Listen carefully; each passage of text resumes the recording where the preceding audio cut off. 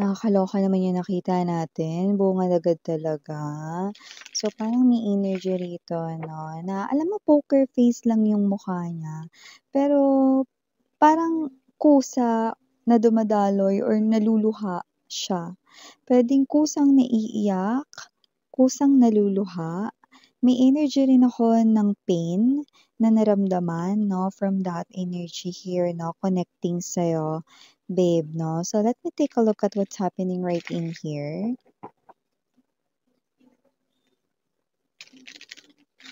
Let us see. Just take only what resonates, okay? Archangel Michael, Angel Guides, maraming salamat po sa inyong presence. Para sa inyo rito na palagian na presence for my collective people. Can we get clear messages related to that vision? And who is that person na naluluha?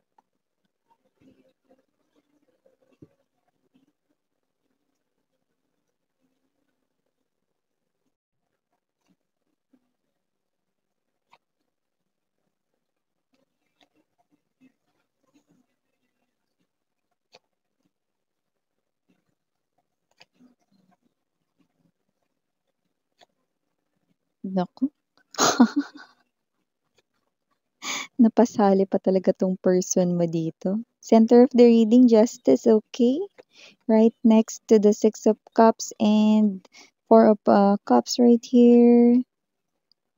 This person is viewing you as the Queen of Swords and you also embodied this, no? Queen of Swords energy. We've got the Seven of Wands. Para sa bottom of the deck, High Priestess in reverse, Eight of Wands, and the Three of Cups. Okay.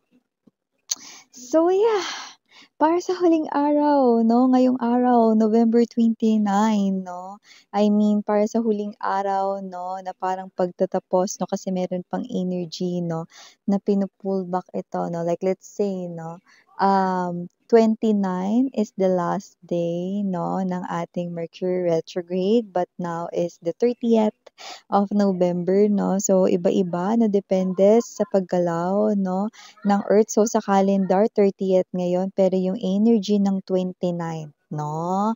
Iba, mas intense, mas legit, no? Lalo na sa pagtatapos ng Mercury retrograde. Ang alin miss yan? Mas legit ang pain na mararamdaman. In other words, mas intense ang mararamdaman no ng inyong mga person no na feeling guilty about what they had done. Ten of Swords energy sa inyo. And this person here, mas kitang-kita nating legit na legit ang kanya ritong pagkamis ng sobra-sobra sa'yo, no? Sa pagtatapos, no? Mabagal ang paggalaw, no? Ng mga enerhiya. Hindi ito yung kahapon, 29th, no?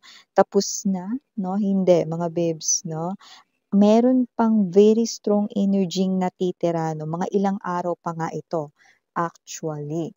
Pero mas intense na mararamdaman ito habang, okay, tapos or natatapos 'no, yung ating Mercury retrograde phase 'no. Nami-miss ka ng sobra nitong tao na 'to, sobrang nangungulila siya sa'yo and this person here mas iniisip ka niya kumpara nitong mga nakaraang araw, mas iniisip ka niya ngayon because I'm getting the real time energies and this person here even sa panaginip niya na ikaw pa rin 'no, gising siya, ikaw pa rin, tulog siya, ikaw pa rin, Four of Swords energy, you are, okay, someone here 'no, na parang sinusundan mo siya, okay, even sa kanyang dreams 'no, and this person here is trying to search and find peace, okay, sa kanya ritong sarili but it looks like nahihirapan siyang hanapin yon.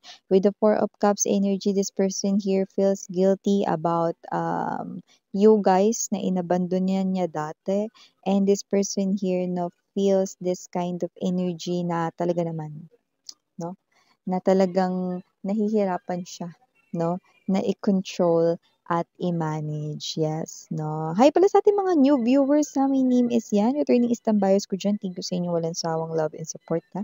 And yun nga na kung may narinig ko yung noise sa aking background, it's out of my control. Thank you so much para sa inyong patience and understanding. And yes, I do pick up, no? Yeah, timeless tayo dito pwedeng nangyari na, sa iba nangyayari na, which is highly, yun yung ating na vibe right now, no? And for others, no, mangyayari pa lang. Kaya naman, just take only what resonates. So, I do pick up na yung energy sa pagtatapos, no, ng Mercury retrograde, no, ay talagang mas mataas, mas malakas, no, at mas intense.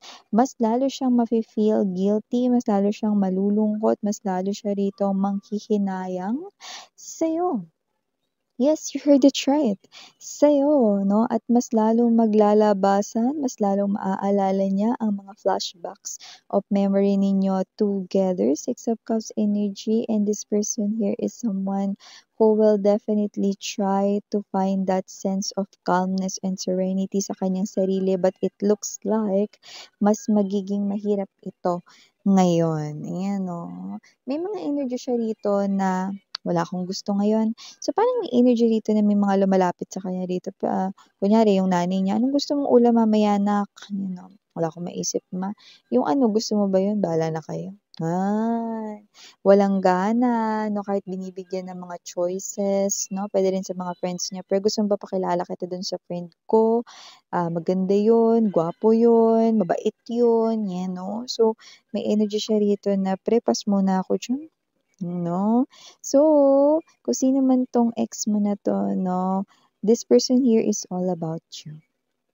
Yes, 'no, kagaya nung kanta na ni Aaron Carter 'no, "I'm all about you, I'm all about you." Yes, this person here is all about you, and this person here want to make things right with you, no? But it looks like with the Queen of Swords energy, you are trying to protect here this Ten of Coins. Siguro, meron na kayo ngayong new love or yung iba baka kasal na kayo at mukhang kayo ito na gagawin ninyo ang lahat ng inyong makakaya just to protect, okay, yung inyo ritong new love or new relationship, commitment with someone new. Pero yung iba wala naman kayong someone new, pero mukhang you are trying to protect here your resources. Ano ba to? Meron ba ritong ex mo na ito na pwedeng betrayal about money? Kinuhaan ka ba niya ng pera? Puwedeng nilinlang ka niya rito, ginoyo ka niya about finances dati, pera mo pero parang siya yung nakinabang, may gano'n ba? Kasi lumbas din yun dito. So maybe meron ditong specific na mga viewers na 'yan ang inyong ritong, isa sa nirereklamo about this past of yours 'no, past lover, okay. But then again, this past lover 'no is todo-todo ang kanyang guilt na nararamdaman 'no at halos, usigin na talaga siya ng konsensya niya rito and at the same time 'no, parang wala na siya ritong matakbuhan. There's no place sa kanyang mind na walang, kayo 'no or walang ikaw 'no, lahat occupied mo rito 'no. And parang kahit saan siya pumunta ikaw yung nakikita niya dito 'no. So, pinipigilan niya itong paglabanan 'no, pero parang nahihirapan siyang gawin ito. Okay.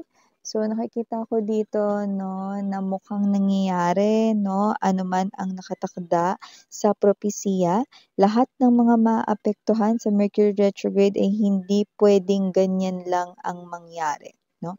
Meron at meron silang gagawin upang maitama ang lahat. So, expect this person here to come towards you. Lumabas din naman dito yon sweetheart, kasi with this High Priestess in reverse, ibig sabihin niya 'no, ang pananahimik ay over na. So this person here 'no, will come out from silence, and this person here will eventually 'no, speak to you. Yung iba magpapadala dito ng mensahe 'no, and kakakita ko lang kanina 'no, ng I don't know if that's chat message or text message 'no, indicating, "I miss you." Oh, so definitely this person here missed you 'no. Yung iba, yes, sila talaga ano yung magpapadala niyan sa'yo 'no. Puwedeng yan ay unknown number 'no or kung saan man nila ipapadala, pero yung iba makikiusap sa friend na sabihin yan sa'yo.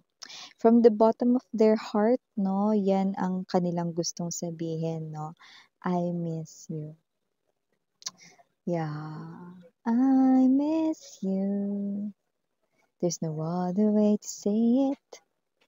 Yeah, kundi I miss you.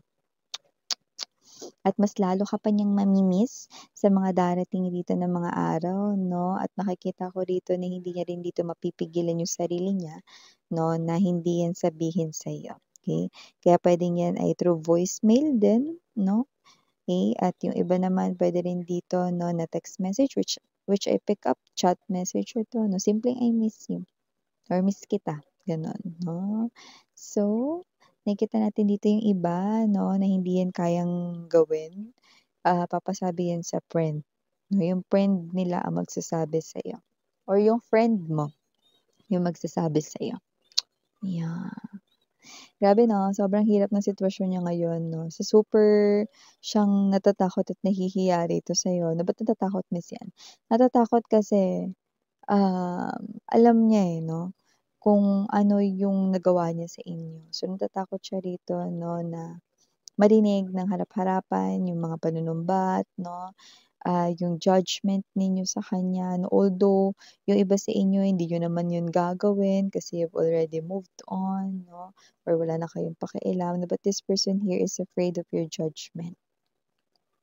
Parang kahit na sino na puwede silang husgahan, 'wag lang talaga ikaw, kasi mas masakit yun.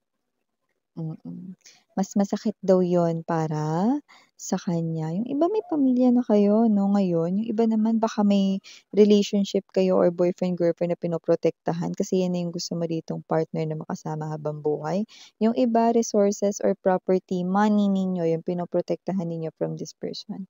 Kung sino man 'to na isa dito sa mga, napagpabago ng Mercury retrograde phase 'no, hindi na siya yung dating siya. Para siya ritong binalatan ng ahas.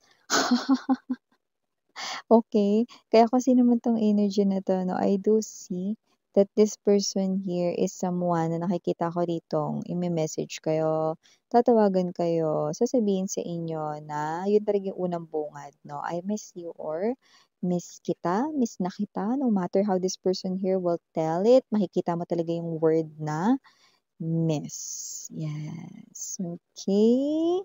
Yeah, also 'no, this person here could be, listening here to songs 'no, and this person here 'no is, hindi niya talaga kaya 'no na i-bear itong ganitong klase ng emotions and feelings 'no.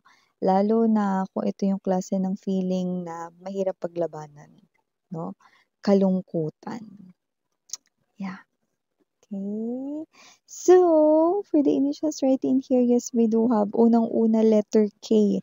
We also have here O, B as in boy, N, P, E, S. We also have here number 1. Andito rin ang letter A. And last but not the least, we've got the letter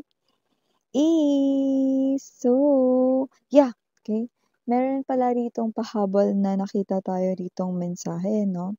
I do see na meron ditong energy nila na posible ritong humingi ng pabor, not just yung sabihing miss ka niya sa kanyang friend, kundi talagang papatulong siya dun sa friend niya or friend mo 'no, na magkita. Kumbaga gagamitin niya yun bilang tulay para madala ka niya sa isang place 'no, okey, para makausap ka niya rito, and the first na babanggitin niya ritong salita 'no is yun nga 'no, may kasaling miss.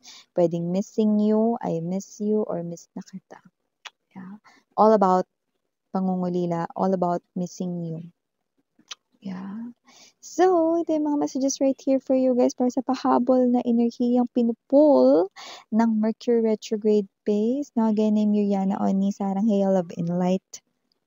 Annyeong!